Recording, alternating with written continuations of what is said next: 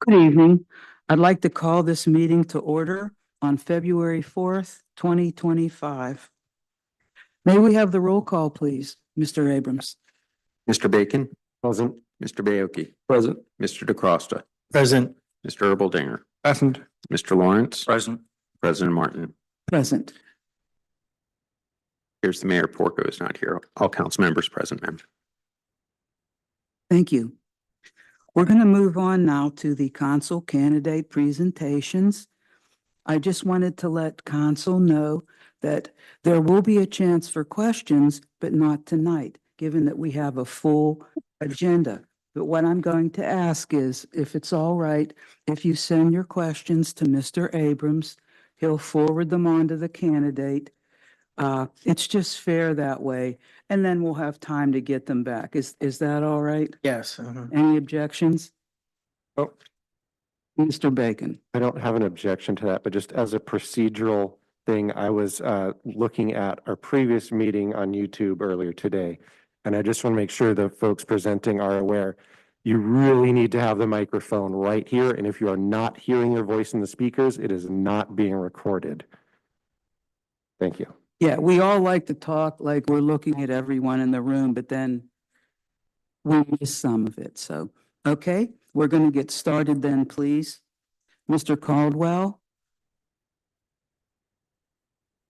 Mr. Caldwell's stepping up just to let the candidates know. Once I have the questions, I will email them out to everyone with a timeline. I'm thinking it's going to be about a one-day turnaround so that everybody has the same amount of time to respond.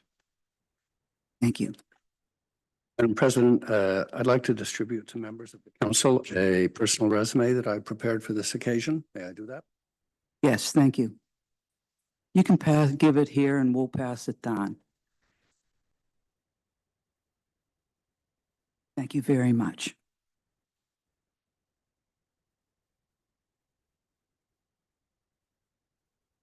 My name is Alexander Caldwell. I live at 4116 Greensburg Pike in Forest Hills. I'm interested in being appointed to the Forest Hills Borough Council to fill the seat that's become vacant. I would like to describe why I think I'm an appropriate candidate for this position.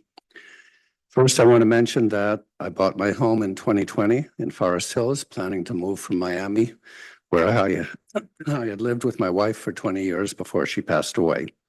Why Pittsburgh? Because I have 5 cousins who live here nearby and with whom I spent my childhood. Planning Commission experience. In 2020, I saw a notice in the 2022 in the Tree City Times, and I responded to the council's request for volunteers for the Planning Commission. I was accepted as an alternate and served on that commission since then, guided by the goals of the borough's comprehensive plan. In terms of relevant aspects of my education, I earned a master's degree in public affairs with a focus on economics from Princeton. And after working 2 years in the State Department, returned to Princeton to complete the PhD in public affairs. Relevant aspects of my professional background are as follows. I worked 5 years as an economist for Asia and for energy at JP Morgan Bank in New York, and 5 years as chief international economist at Crocker Bank in San Francisco. I then Caracas, Venezuela, where for 3 years I ran Crocker's regional office.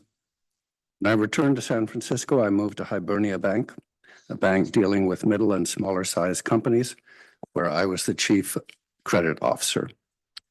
From 87 to the present, I've been a private banker and investment advisor, working since 1999 for a Swiss private bank. My principal previous involvement in community affairs occurred when I was in San Francisco. Through the good offices of Representative Nancy Pelosi, I was appointed by then Governor Jerry Brown in 1979 as a commissioner of the California State Fair. When the fair was privatized, I was appointed to the board of directors by Governor Brown and elected president of the board. I served in that position for 2 years before moving to Venezuela, as noted. During my time as president of the California State Fair, I learned to combine the fair's business goals with political realities.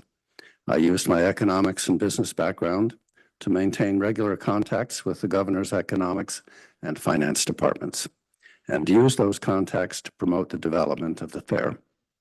I also learned a good deal about the legal requirements of running a state agency. In particular, I made sure that we directors respected the sunshine laws, which require that policy discussions be open to the public. If appointed to the Forest Hills Borough Council, I would use my experience thus far on the Planning Commission here to help Forest Hills achieve the long-term goals established in the borough's comprehensive plan, and in particular to develop in downtown Forest Hills a successful business and destination area. I did attend 2 of the 4 presentations by the Forest Hills Community Alliance, and I would review with care the work done so far by them. More specifically, I'd use my experience running the California State Fair to bring to Forest Hills federal grants and other financial benefits that might be available. I would maintain close contacts with the officers of Senator Jay Costa, State Representative Abigail Salisbury, and Federal Representative Chris DeLucio, all of whom I know personally. I would use my experience as corporate credit manager at Hibernia Bank to help find commercial funding for new businesses wanting to move to Forest Hills. Finally, I'm an elected member of the board of the governors of the Allegheny HYP Club in downtown Pittsburgh, where for 2 years I've served as secretary of the board. I would use my business contacts there to promote the opportunities offered by Forest Hills. Thank you very much. Thank you, Mr. Caldwell.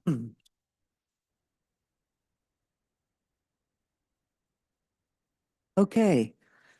Ms. Lewis, you're up next, please.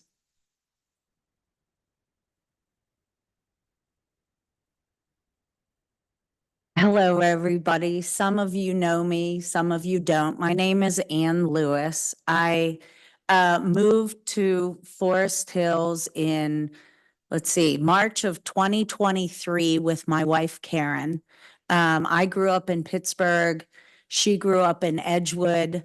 We lived away, not out of the region, but away for a while. And once my kids were grown and graduated from high school, we decided that it was time for us to move back closer to places that felt familiar to us and near our family and friends. We are happy to report that we are 5 minutes from probably about 12.5 family members. I don't know what took us so long to move back.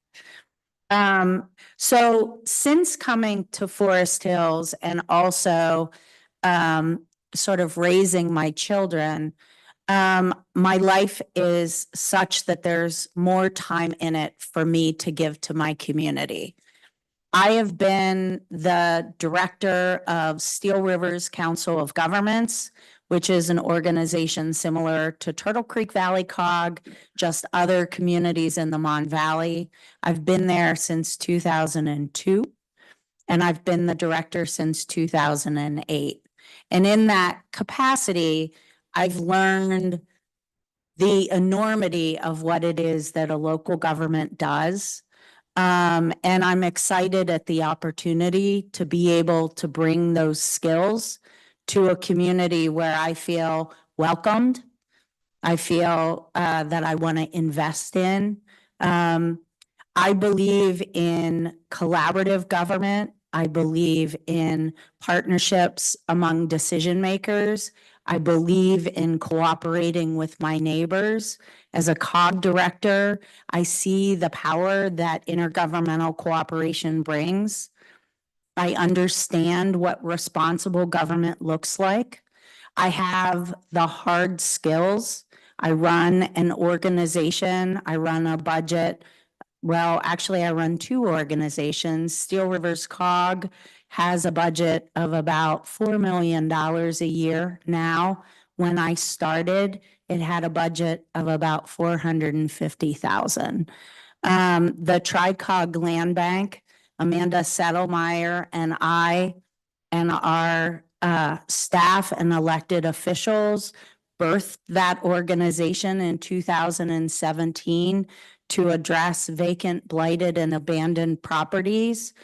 I'm happy to report that it is growing. We now have 30 municipalities that we work in, including Forest Hills, and a staff of about 8 and a budget of about 4.5 million as well. So I know what it means to run an organization. I also understand the role of government, the decisions that councils make. I understand the various rules, including the Sunshine Act, but all of the others that govern local governments. And I'm just excited. I didn't realize, honestly, until the post on Savvy Citizen that a seat was open. And I'm excited to be able to have the opportunity to bring my skills to the community where I live. I've been a member of the Shade Tree and Shrub Committee for the last several months, which I love. And I'm just excited about the opportunity to bring some of that to Forest Hills, and to work in whatever capacity makes sense to make my community better. So I look forward to, I hate presentations and not dialogue. I look forward to questions. I did not bring to distribute copies of my resume since I sent it to Seth. I assume you have it and you can see my skills there. Thank you. Thank you. Moving on, Rick Fosbrink, please. Good evening, everyone. My name is Richard Fosbrink. Everyone knows me by Rick for the most part. I am also much more extemporaneous. I did not exactly prepare a prepared speech for you and figured I would just speak to you as a neighbor and as a friend, because when I think of Forest Hills, I really think about my neighbors as my friends and my family. I live on Woodside Road. I've lived on Woodside Road since 2015 when I moved back to Forest Hills. I had previously lived on Braddock Road for a few years around 2003, 2004, before I moved to Detroit. When I lived in Pittsburgh, I was a high school music teacher. I taught here for 10 years in the local Pittsburgh area. And then I decided that what I really loved doing was more of the artistic management ends of things. So I was very lucky to get into a graduate repertory theater program in Detroit, Michigan, where I got a full ride scholarship, but I had to work my butt off for 3 years running theaters in the city of Detroit. That gave me a huge experience in terms of working with diverse people and working with other groups that I was not used to working with. After that, I went on to Chicago and I ran a national nonprofit organization called Theater Historical Society of America, where we advocated for folks saving historic theater buildings and using those as anchors for economic development to revitalize downtowns. I did that job for about 7 years. In that time, I had moved back to Pittsburgh and decided I wanted to live in Forest Hills again. So I bought my house on Woodside Road in 2015. A few years later, I ended up as CEO of Westinghouse Arts Academy in Wilmerding and president of Turtle Creek Valley Arts Council. My role there was to essentially run a school. Westinghouse Arts Academy is a public high school, a charter school, and we focused on arts education for students in, I believe, 33 different school districts were all coming to us. In my time there, again, as you can see from my resume, we did a public bond financing to deal with purchasing the Westinghouse Electric Castle building. If you're familiar with that building that sat for many years not being used, we did a $13 million public bond offering to get the money to do that and expand things at the school. I'm happy to say that in my time there, we did rescue that building and reopen it with a $3 million renovation, which was basically to stabilize and be able to use certain areas of the building. I was also very involved in community and economic development in Wilmerding, but that became sort of secondary because I grew into that from my love of being here in Forest Hills. I have served on the Planning Commission. I was Secretary of the Planning Commission, and I was also the lead person in writing our comprehensive plan that we are currently still using. I led all of the public community input sessions for the comprehensive plan. I've also served as the treasurer of the Forest Hills Democratic Committee. I help organize the Bryn Mawr Farms Corn Roast every year. For those of you who are familiar, if you're not familiar, this is our 107th one coming up this year. It's always the first Saturday after Labor Day. There is no organization that runs this. It is basically just a bunch of us Ricks on Woodside Road. And we keep the thing going. It is a great event for our community. And I tell people all the time, it's not about the food. It's just coming and spending time with your neighbors. We really are like a family on Woodside Road. And I feel that extends to so many in the Forest Hills community as well. We are a tight-knit community here in Forest Hills. We have so much going on and so much going for us. So I just want to ask for your support. If you would like me to fill that seat, I would look forward to working with all of you and would love to hear any questions if you have them. Thank you. Thank you. Last but not least, Mr. Hal Williams, please.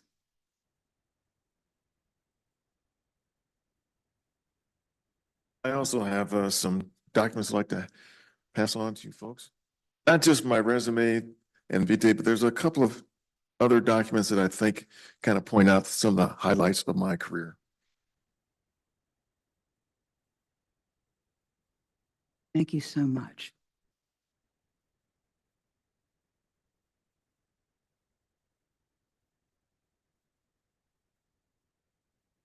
Well, welcome members of the council. I am Hal Williams. Apparently, some of you know me already. I didn't realize that, but that's great.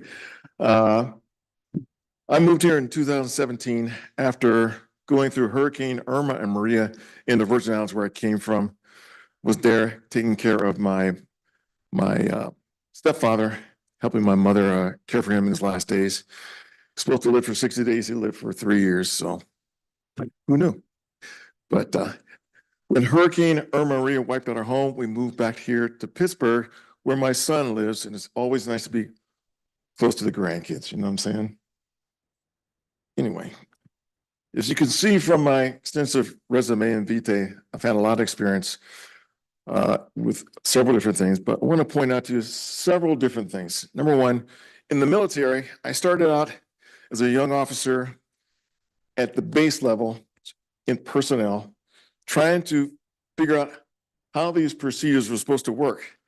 I became known as someone who's kind of not a rebel rouser, but someone who kind of bucked the system a little bit because I want things to change to make sense about how we do things, not based on what the rules say, but how things should be.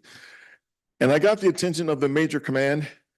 They thought that I had some good ideas, and so they invited me up to Major Command to run this personnel shop up there, especially with the readiness component of Major Command, Tactical Air Command. I did well there and gained some more notoriety with the Air Force regime. So they bumped me up to the Air Force contingent, where I got to write procedures and policies for the entire Air Force on how to deploy people all over the world. And that's kind of where my experience really manifested itself. You can see from the last couple of pages in my portfolio there, you'll see there's a certificate there that talks about the development of procedures, how difficult it can be. And there's a quote there by Charles Lindbergh that says that it's even more difficult than you can imagine. Along with that came a plaque that says, "Thy word was law," because with the Air Force, everything that I had written or the policy I had developed became law, believe it or not, which was kind of nice. After retirement from the Air Force, I went on to Disneyland as the assistant security manager.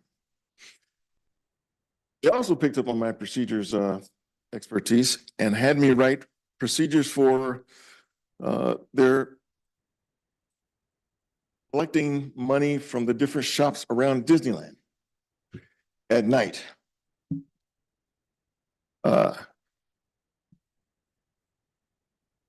Along with that, one of the nights I was checking for the security cameras on top of let me slow down. Top of one of the hotel roofs. The alarm went off and said there was a guy sitting on the camera bracket with a butcher knife in his hand. So I told my supervisor that I was going to go talk to him. He said he'd go get the police. Long story short, I wound up talking him off the roof, and there was a bunch of police behind me in the middle of the night. Didn't know they were there. And so you may see there's a certificate there for quick thinking in a life-threatening situation. At that point, I realized I also had a different skill in being able to relate to people in crisis, people who were really feeling something that others don't feel. So I went back to school and got my degree in psychotherapy. And that's kind of where I left off my career. The last page of the portfolio shows that I had, the last page of my portfolio shows that I had a degree in marriage and family therapy. All that to say is that, like my cohort there, I believe that this is a good community. I believe in take care of our neighbors and take care of each other. And if I'm appointed to the board, I like to use my procedures expertise, my expertise in relating to people, and just want to say that I really like the way you guys have your last meeting, talking about the budget. I couldn't believe all the different points of view, but you all seemed to come together and made it happen. So that was really nice. If I get a chance to work with you guys, I want to be a part of that team as well. So thank you for having me. Thank you very much. That ends our candidate presentations. Be sure to get your questions in then to Mr. Abrams, council members. Okay, now we're going to move on to the public hearing for the Verizon franchise agreement. Is there anyone who wishes to speak on the potential of the update of the Verizon franchise agreement?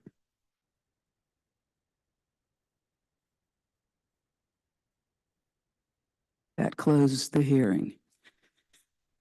That was nice. Okay, we're moving on to public comment then. At this time, citizens may address council on any issue, whether appearing on today's agenda or not. Only residents and taxpayers of the Borough of Forest Hills will be permitted to address council. Speakers will be permitted to speak for a maximum of 5 minutes. Groups of people will be required to designate a spokesperson to represent them before council, who may speak for a maximum of 10 minutes. Citizens are asked to use the microphone at the speaker stand, clearly state their name and address for the record, and keep comments brief and to the point. Please spell the name for the record, and speakers are reminded that council uses these comment periods as opportunities to gather information and not to respond directly to concerns raised. Information gathered will not be discussed at the business meeting, but instead will be referred by the council president to the appropriate committee for review at the next committee meeting. Do we have anyone for public comment?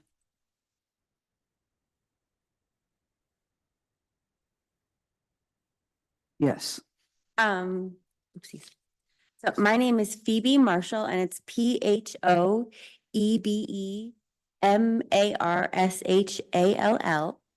And I live at 615 Woodside Road here in Forest Hills.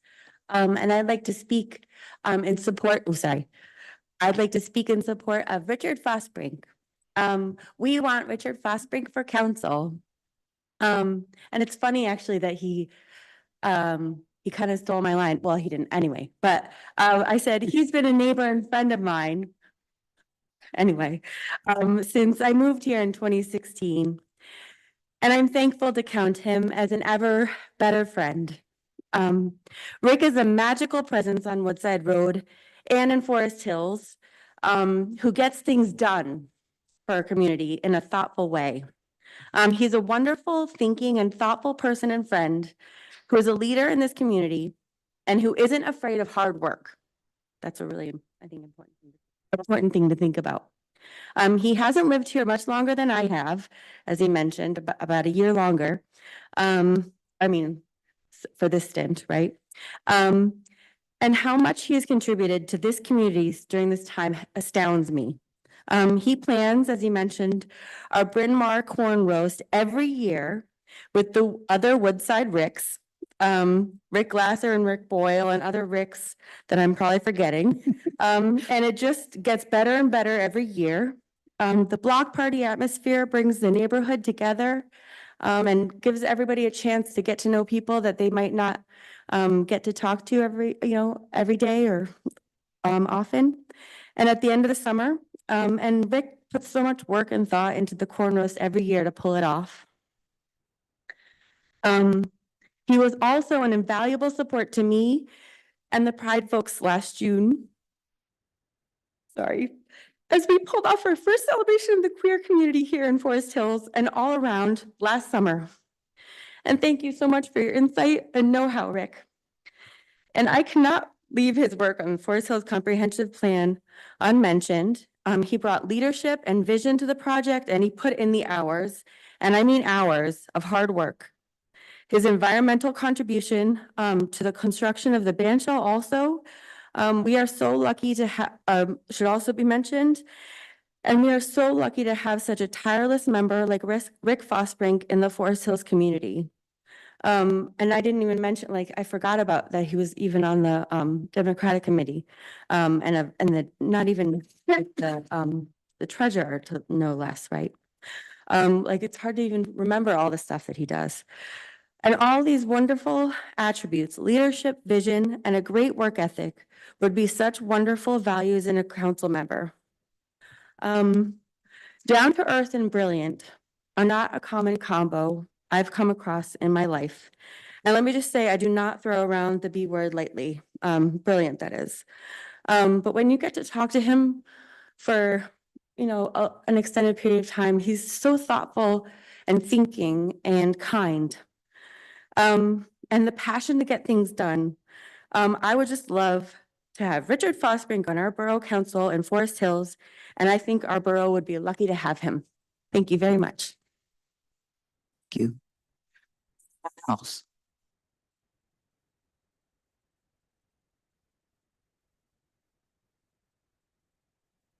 Hi, good evening. My name's Rick Boyle, one of the other Ricks.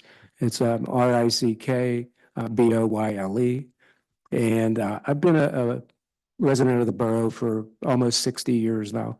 And it's one of the things that has always struck me is the sense of community and connection that we've had throughout the borough, but especially in our area, in the Bryn Mawr Farms area.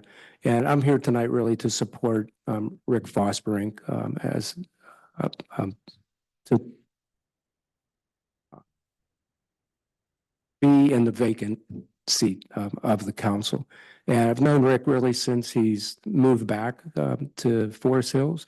And it's been a wonderful experience. I'm not nearly as eloquent as Phoebe was in her description, but Rick has always been available to anyone whenever they have needed anything. He does work tirelessly on the corn roast. And I just wanted to talk about that for a second, because back when I was a kid, that was just a landmark activity for the borough, and one that I'll cherish, and I think everyone will for their whole life, because it really represents the coming together of everyone in the area to support each other, to have fun, and to really to make connections. And that's been just wonderful.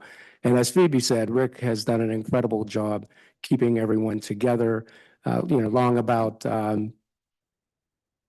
May, June, we get the call about, well, it's time to get together to plan the corn roast. Then there's a lot more to it than you would think. But Rick's done a great job in many aspects of the corn roast. And I know he's been successful in many other aspects of his life. And I know that there are other fine candidates for the vacancy, but I would really like to support Rick in that role. Thank you very much. Rick, one last thing. I don't think I caught your address. Could you just? Oh, I'm sorry, I didn't give it to you. That's why. 322 Woodside Road. Thank you so much. Anybody else for public comment? Okay, thank you then. We will move on. My president's remarks are very short tonight, which I'm going to hand over to Mr. Abrams. We had some information from Mr. Brett about we need to name some alleys that are going to be paved, and council couldn't come up quite with what kind of names we should make instead of what is it? Unnamed Road 1, 2, and 5. So I'm going to let Mr. Abram give us his recommendation. Thank you, President Martin. There was some discussion about this during the Public Works, and knowing that we are hopefully going to be getting a couple of these roads and or alleys paved, that they do not have names that reflect the borough or any of the surrounding streets. And that we also have a few other pieces of legislation that need to occur regarding some reduced speed limits that have happened and other work that council has done that we need to memorialize correctly.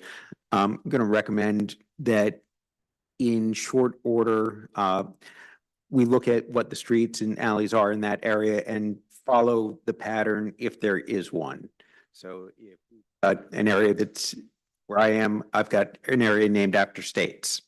You know, keep that going. If it's named after flora or fauna, kind of keep that going to fill in those names that they have no signs, and on our maps they do say unnamed alley. I don't even know, is Service Road also considered an unnamed, or is that actually a road name? It's a road, but we don't have signs up for that either. And when people go to work, they have to call you, right? So that is my recommendation, and then with Mr. Corbel, we can put all those together into a ordinance about the roads.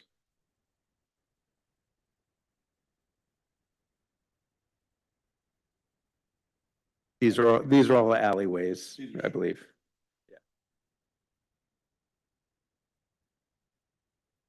Even have to tell the solicitor, you know, it's just. We usually don't have such a crowd. Sorry. Is that okay with everyone then? Yes. Mr. Bacon? I'd like us to use this opportunity to have some sort of direct public involvement in the naming process. Maybe if that can potentially not be under too much of a rush to enact. Anybody else? I agree. Mr. Erbaldinger? I think we should, it's how often we get to name new roads. I think it's 5 of them. Have a contest, survey citizens, just ask citizens to give us ideas. Everyone should give us 5 streets for the whole package and see, maybe we come up with some better ideas. Or our citizens come up with some better ideas. I don't think it should delay us a lot.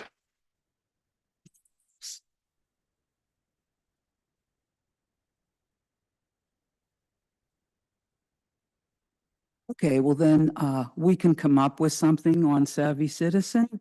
Mr. Abrams, you're gonna have to keep track of everything that comes in, but that's why you get the big bucks, right? Okay, anybody else on that? Okay, that ends my report, and let's start, the meeting. Could we have operations and policy, Mr. Lawrence? Or did I miss you? We're good. Thank you, Madam President. I believe the borough manager. Mr. Lawrence, just for all of council, everyone has been through the new format that we're going through with the committee meetings. as somebody who's gotten to attend them all, I think that I find them to be helpful in the smaller group. But with these changes, there's a couple of other pieces that honestly it's easier to talk about here. One is I've added a line to the end of the agendas with action items. One of the things that we've discussed that I think we've all been guilty of, myself very much included, is we get into discussions and do not necessarily hit all of our action items and then question afterwards. So we're going to add that as a ending item. If I'm not present at the meeting, I would ask the chair, make sure that the action items get mentioned as part of our closing, and then they'll show up in the minutes.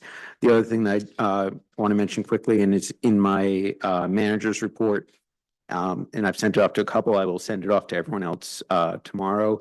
I'm going to start using a SharePoint site specifically for council so that and the mayor, so that you can retrieve items whenever you need to and no longer will need to search through emails or other pieces. And as we continue to expand on that, we'll hopefully not necessarily get to a dashboard, but we'll have other documents besides just meeting minutes and agendas so that you can keep track of where we are, whether it be on grant applications or other pieces. So that's something in the works, but we're going to go live with it very soon. Yeah, I just want to point out that this assists us in one of the criticisms that we've had about, well, transparency, if you will, that it's difficult to find what our actions were. You'd have to look at the videos that we have online. So this addresses that, and I think that's a good thing going forward.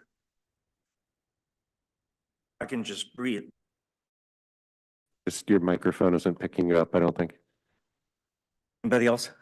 Other than that.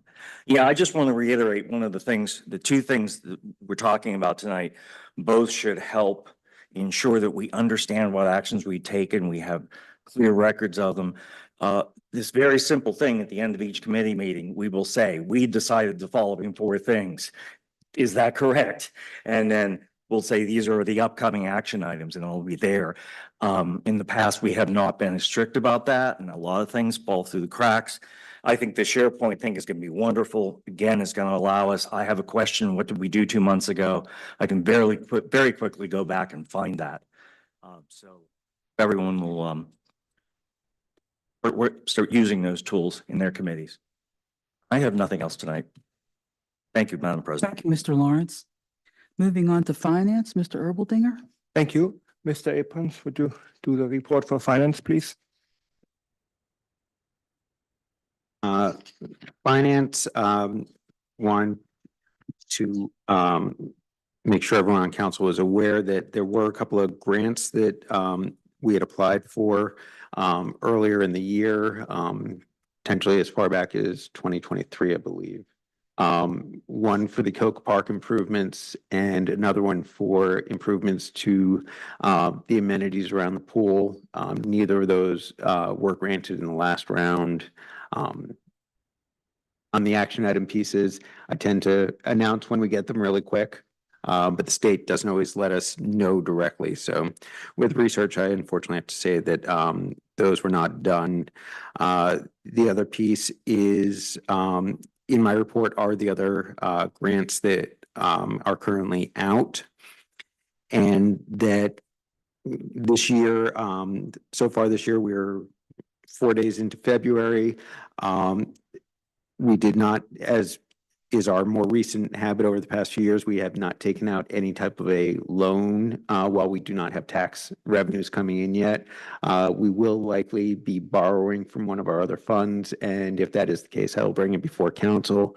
But we are currently in fine liquid shape, and we are able to borrow against ourselves without any penalties if that comes to. Thank you. Mr. DeCosta. Mr. Abrams, with not getting those grants, does that impact any of our projects for or outlook for the budget that we just approved? Does that free up any money that we would have had to match? The gut reaction would be yes, but because there's never a simple answer. This winter has been a little more difficult than I think any of us anticipated on the salt aspect. Right. So I budgeted for the past 2 years, and this was across the entire region, we'd all used less than probably close to 50% of our order.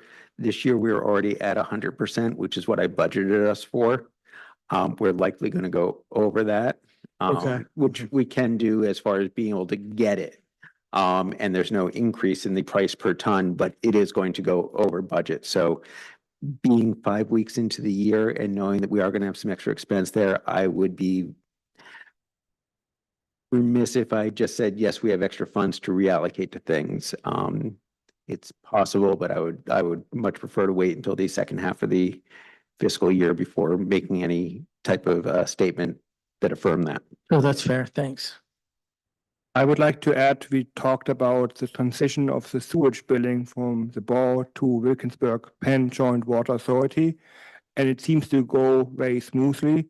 And I appreciate whoever had the idea, because technically our fourth quarter last year bill would be happening now. So in order to avoid double billing people, the water authority is actually splitting the quarterly bill into monthly for 4 months to ease the burden on our residents. So I like the idea. So I don't think we had any complaints. I think some people actually thought the monthly billing would be better for them. So far it seems to be going very well. And that concludes finance. Thank you, Mr. Erbaldinger. Moving on to borough property, Mr. Bacon. Thank you, President Martin. There's a few things we discussed at Borough Property this month. One of them was the approval, we suggest approving the disposition of 617 Barclay Avenue for the vacant lot recovery program. This is the lot that would become a community garden, and that we had a couple of folks show up in support of last time.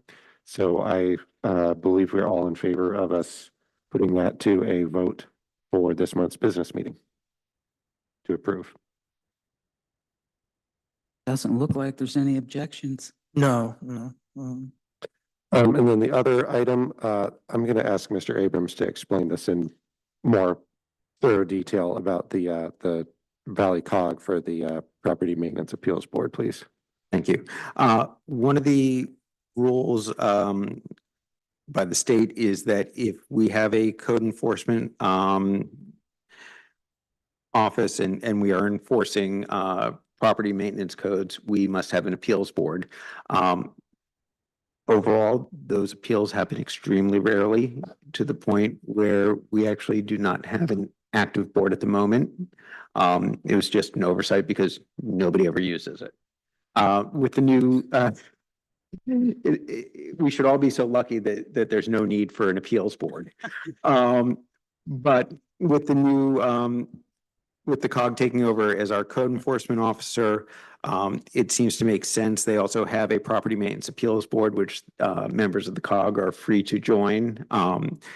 So that would cover us in the event that somebody does have a appeal that makes it to that level. For us to join, it is as simple as a resolution for an intergovernmental cooperative agreement, of which I don't know if Mr. Corwell has it ready yet, but yeah. Okay. And then at some point, it will be ready.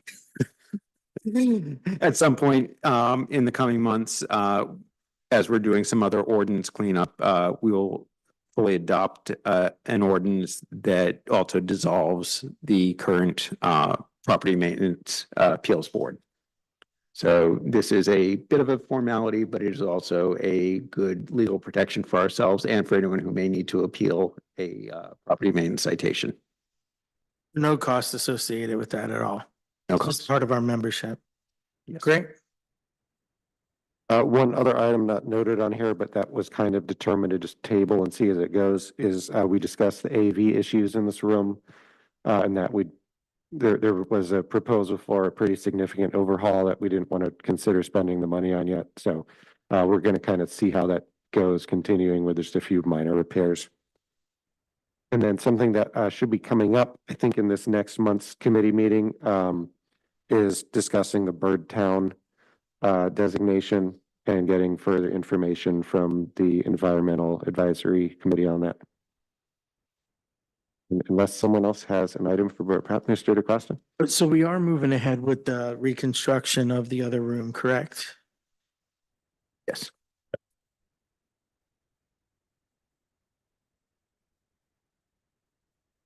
Oh, that's all of that. Okay. The contracts in front of Mr. Corbel are the ones for the steps and walkways grant that has also been a part of borough property conversation, and for the changing out and sound deadening in the other room. Right, that concludes borough property. Thank you, Mr. Bacon. Planning and zoning, Mr. DeCrosta, anything to report? Yeah, I just wanted to update council on a few things that have been happening.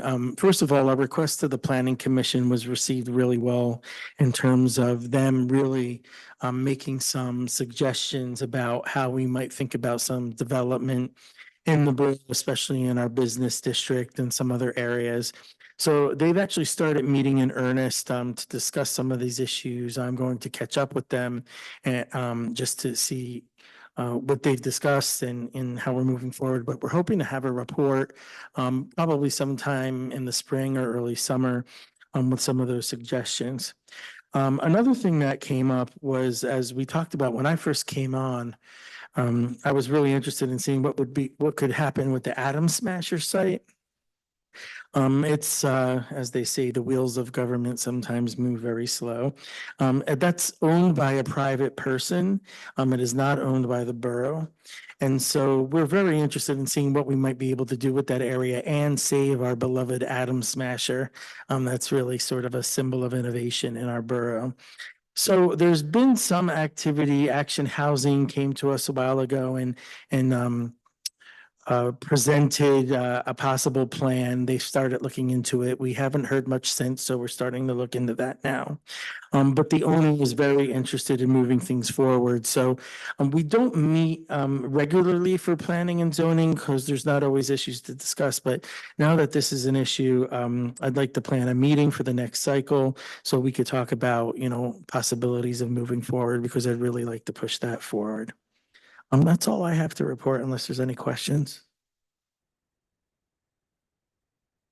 Mr. Corbel? So, council, I just wanted to report that at the planning commission meeting, which was last week, I believe, last week. Yeah, 30th. Yeah, and the planning commission handled the applications that I previously informed you of with respect to the former Drew's Restaurant. There was an application to rezone and an application for a text amendment. And those were both handled by the planning commission. You'll be getting a copy of a letter that explains their decision. And so the next step would be, if there is no objection, that we would move to a public hearing, a presentation to the council. So if there are objections, let me know. But otherwise, we will advertise it for the March meeting. And the developer will come and make a presentation. We did this before, if you all remember, maybe a year and a half ago. So it'll be the same setup. And at the end, you can decide to vote, or we can wait up to 45 days. So I didn't want to have an executive session to tell you that, because it's just informational. If there are legal issues, we could talk about it maybe after the business meeting. So. One question just on order. Would we like to have that on the 4th during the agenda setting meeting, or on the 19th, which is the business meeting? I mean, I would prefer the business meeting, but it's up to council. I think it would give us enough time to advertise, et cetera, and also address any questions that folks may have, if there needs to be any legwork there. That this is a workshop meeting, I did want to mention one other thing. Seth. Oh, sorry. One small question for Mr. Corbel. Yes. And when we say, if anyone has objections to that, could clarify, that would be like a procedural objection, correct? Yeah, just if there's an objection on council to move forward with scheduling it. I'm not asking if you are objecting to the idea or the proposal, just procedurally, if you have objection to scheduling it on March 19th. Thank you. Just wanted to clarify for everybody. Thank you. One of the other things that I thought would be interesting and perhaps appropriate for the Planning and Zoning Committee to take on, and also perhaps the Planning Commission, is looking at Drew's in terms of a historical site. That's also another beloved location here in our borough. It was there for years. But I wonder, just looking at the architecture of the building, if it's something that might be designated and protected in terms of moving forward, so we could get some other similar types of businesses in there. It's just a thought at this moment, but I personally would like to start looking into that. So unless anybody has any objection to that, I'll start looking into it. Thank you. That's all I have. Thank you, Mr. DeCrosta. Moving on then to Public Works, Mr. Bacon. Great, thank you. I believe this is all going to center around the road paving bidding and the structure that Mr. Brett gave us. So may we have the engineer report, please? Or if there's whatever items are Yes. appropriate according to you. Yes, I did hand out the updated road table. The only addition to what we went over at the committee meeting was there were some streets that Public Works had indicated have deteriorated over the winter because of the extremely cold weather. That was a small section of Braddock, a section of Rebecca, and two other roads that Mike had sent over. LA and Lamar, we added those two sections in as add alternates at the end. That way we could at least take pricing to see. I recommended that because when we looked at the overall budget and addressed the base bid roads versus the add alternate roads and the alleys, we were a little bit under budget on the base bid. We think the road pricing, because of the amount of work that's out this year, so far for road paving, unit prices may drop a little bit. So we thought we got to at least have options of additional roads that we could award. So we did add those in. This may get tweaked one more time before we actually open bids, because if we get through another big freeze thaw, you may end up with another road that ends up deteriorating quickly and may need some repairs. So stay tuned on that. We'll stay in touch with Mike. If you do have an issue, then we can always throw that out. And one clarifying question on this, I'm pretty sure. So on the add alternates with the new roads that we added, the rating in that is before the recent damage, correct? They haven't been reevaluated. Yes, I did not update those, but that actually answers one of the questions the President Martin asked me. I had changed one of the streets from one review late fall to now, and then these other streets have deteriorated. So streets they go from a 4 or 5. Certain streets react really badly to 0-degree weather. They become a 2 really quick because you have concrete roads, and when they move, the asphalt splits, and then you may lose whole sections. That is, we do tweak them as we go. I did not adjust them on this list. Any questions on the roads? I do have some other updates this evening. Appropriate to go over those things. Is that a hand up anywhere? Yeah, okay. Okay, Avenue D, for your voting agenda, we did get a pay request in today, reviewed it, and that'll be on agenda. And I did bring copies of the letter tonight. It's pay estimate for $29,631.15. Since the weather straightened out, the contractor is back working. It'll be weather dependent as they go. If we get back down to 0 degrees, they may miss another week, but by spring, they'll be getting everything wrapped up. Next is book in a price we talked about last month for Avenue D CCTV work. We put out letter bids. There was protruding lateral, some concrete in one of the manholes. We did receive those bids. It's in our memo. $14,850 in-site piping. was the low bidder. We do recommend award. That also will need to be on the voting meeting, if that's good with council. So. The last item, this will go in next month's agenda, but I wanted to give everybody a heads up. This will be coming out under the MS4 permit. Last week, the state did put out the new requirements in draft as a draft permit. We're reviewing it currently. It is different than the permit cycle 7 years ago. They've made some fairly substantial changes to the permit requirements. Timing wise, comments will be due mid-March. So we will get comments out in February for council to consider. I think based on my initial review, you're going to want to make some comments to it. How they've structured the permit. Instead of this being a pollution reduction permit, it's going to be a volume management plan, they're going to call it. And they created calculation, a spreadsheet that you have to input data into. And it's not just engineering data. About your budget, about your mean incomes, a lot of things that impact what your requirements are by the permit. That being the case, we'll want to go over that in committee next month.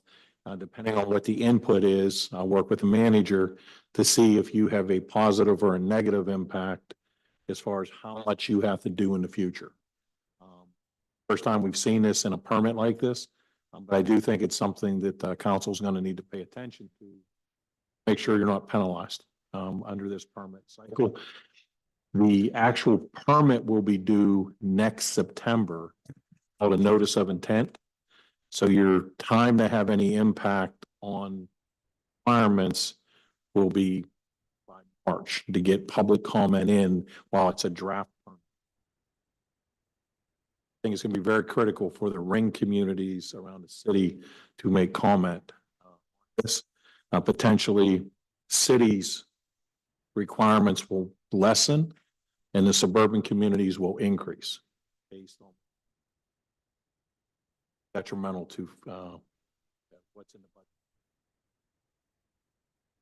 budget. And then 2 years from when your NOI is issued, 2028, actually have a report due to say how you're going to address the permit requirements.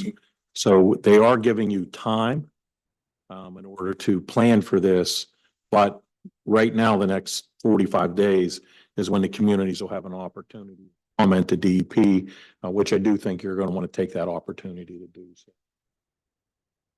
In order to digest it, we'll get out a memo, and then, like I said, we will spend some time on that. So, any questions on that? Yes. I know we put in a grant for MS4 through you. Will this change that at all? Because now there's new requirements. Are we just good the way we are with that? You're good with that, and actually, later in my memo, I list out all the grants that are going to come out over the next 3 months, and you're going to want to apply for additional MS4 because your current permit requirements still have to be met by next year at this time. So somewhere around June, you have to have all of your MS4 items completed. So I do list out what grants are out there. Again, I think they're going to be issuing a lot of grants to get communities finished with the last round before we get into the next round. So that is something it's out there, and they're due in April and May, those next permits. Mr. Barrett, one more request just for the audience of folks who are, I think, trying to get up to speed, should they be appointed and whatnot. If folks aren't aware, can you in one sentence just explain what MS4 stands for, please? The borough has what they call a separate storm sewer permit. There's two different types of ways that you get a permit for stormwater in the Commonwealth. One is if your sanitary goes in one pipe and your stormwater is in a separate pipe, it's a MS4, they call it. It's a municipal separate storm sewer permit or a combined permit, which some of your neighbors have combined where your sewage and your sanitary is in the same pipe. In this case, the borough has a permit for both. You have a separate stormwater permit and a separate sanitary permit. Both have significant requirements and have significant impact to the borough budget. Does anyone have any questions for Mr. Brett, or also we do have Mr. Smith here? Okay, Mr. DeCosta? Just by way of updating our residents, Mr. Britt, can you tell us what happened with the major water outage down in the avenues a couple of weeks ago? Did that have to do with the construction that we were doing on the storm systems and the sewage system? Yes, we had a number of water line breaks on Avenue B where the construction was ongoing. Whenever they were putting a storm pipe in, the water system gets exposed, the pipe will have to go underneath it. In many cases, that line was put in the early 1900s. It broke a few times, exposed, just sitting there, nobody around it, and the pipe broke because it's very brittle. It caused us in our Public Works Committee to have pretty extended discussion on a letter going out to the Water Authority requesting that they review the system within the borough and place the lines prior to us getting in there to do road paving projects such as that. Because you have many of stormwater projects and or consent order project with sanitary. Those lines are the deepest on the streets. They're 10, 12 foot deep. So the water lines are sitting at 4 to 5 foot deep. We go underneath them, and a line that was put in 1910 or 1920 that's very brittle. Fracture when we go through on road paving programs. When we pave the roads, the vibrator from the rollers has a tendency to shatter the lines. I think last year or the year before, right after we finished the road, within 2 days, there was a water break on the road. And this happens in areas that the lines are, of age that these are, turn of the century type lines. So you do have to work with the utility companies though to, get that line work repaired prior to us paving roads. So we're currently sending out this year's list to the Water Authority, seeing if there's any lines that they're going to be working on in those areas. We do the same thing with the gas company because they have an order to replace all steel and cast iron lines over a 20-year period to gas companies. So that's why you see quite a bit of work going on in the area for the gas lines. Same thing, they're either uncoated or very brittle. And so they have a program in place to change those as well. You all got the letter today that was signed and sent. I I forwarded. didn't see that yet. Sorry. Okay. Here. Questions? That concludes Public Works. Thank you. Thank you, Mr. Bacon. Public Safety, please, Mr. Bioki. Thank you, President Martin. I just have a couple of items. The one is a discussion we had with Mr. Abrams is about we have a bank account that's actually a general fund account that's continues to be designated as K-9. It's available for general fund use. It was supposed to have been closed last year, and for whatever reason, it was not. And we're suggesting that it be closed and that money transferred into the general fund.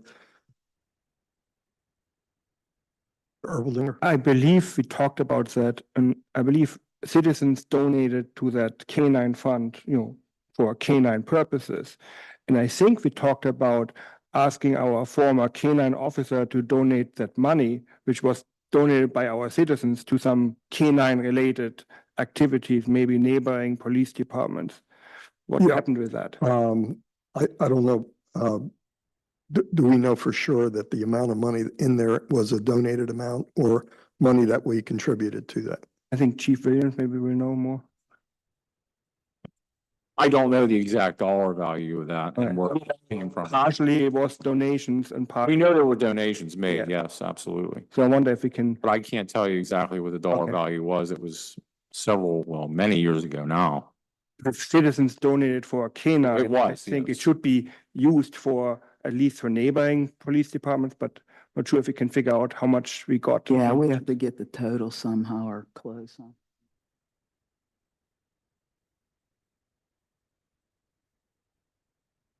That's from the Rotary though, right? Yeah. So there were several fundraising events that were held in support of purchasing a new canine. Citizens, matching grants, et cetera. I mean, how much money are we talking about in that specific account? About $5,000+ Fairly substantial amount just to have it folded in.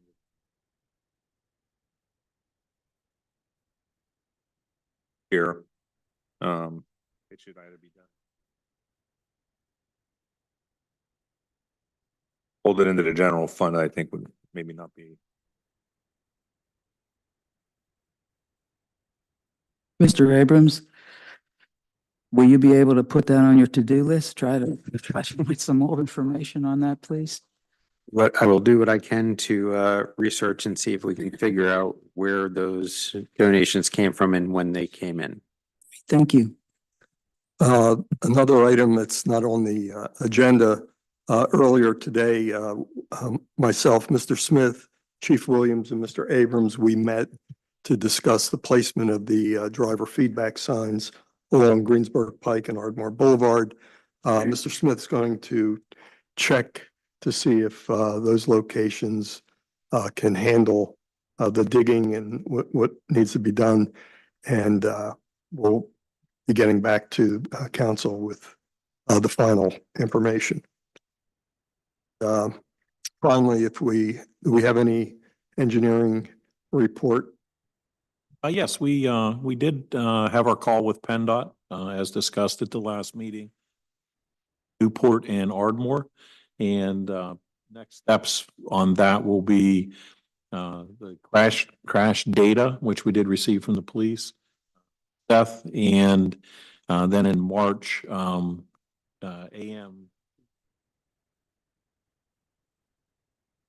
trips we have. If there's over 100 trips coming out of Newport, then we can continue the discussion. We would get you a proposal on what it would take to do the traffic study. If it's less than that, then we'll report that back, because likely that the district would consider the traffic signal if we can't check at least both those boxes. I think the accidents, there's at least enough things that's happened there that we move to the next step, and the police can do those AM traffic counts just as a check. Because if we're at 10 cars coming out during those time periods, then that doesn't meet a warrant, and it would be no reason to move on to the next step. It did acknowledge there's probably a sight distance issue based on the geometry. Just we may not hit the trip generation for AM peak, so we'll have to see. Not like you can't do it right now. There's not enough people that move around. Yeah, didn't we actually discuss postponing that until maybe April or May? Yeah, at the earliest would be, I talked to Mike about this, would be mid-March that they would accept it, but the later you get into the spring, the better you are. So, April, May would be fine too. Thank you. Unless there's any questions, that concludes public safety. Thank you. Is there any old business? Any new business? I have something. I have a brief personal announcement. I would like to announce that I'm not seeking for re-election for council. I have been on council for 14 years, 6 years I was president. We built this building while I was president, and my day job, my travel is like crazy lately. So I have to attend lots of meetings virtually, which I think is a disservice to the residents. And I find we have 4 impressive candidates. They're all well qualified.